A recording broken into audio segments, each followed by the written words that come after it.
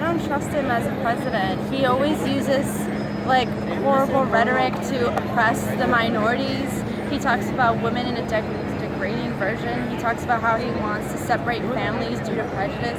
He's promoted such a racist agenda. He's mobilized so many white supremacists, and it's become very scary to be a person of color, to be a woman, to be LGBTQ, and so we're just here showing our rebellion. The chant echoed throughout downtown Oakland and probably across the nation last night. F Donald Trump, as over 7,000 protesters, overwhelmingly young and mainly women, hit the streets to protest against his election. They were loud, rowdy, and irreverent.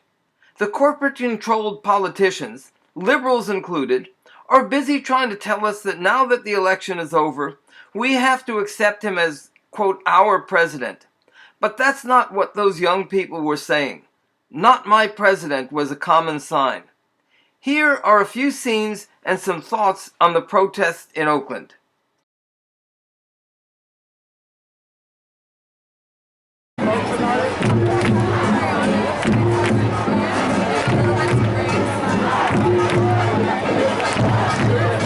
Fuck Donald Trump!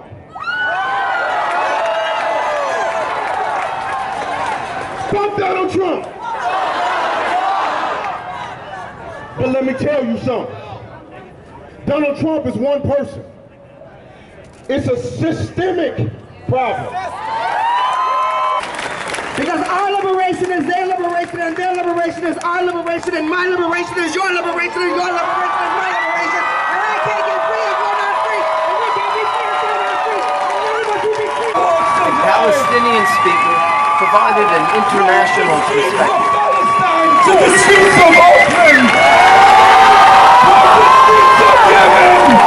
To the streets of Syria! From the streets of Iraq! To the streets of New York! We will bring you down! Similar to Bernie. And outside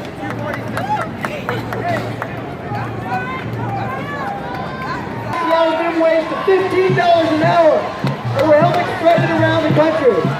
I believe we can do this, brothers and sisters.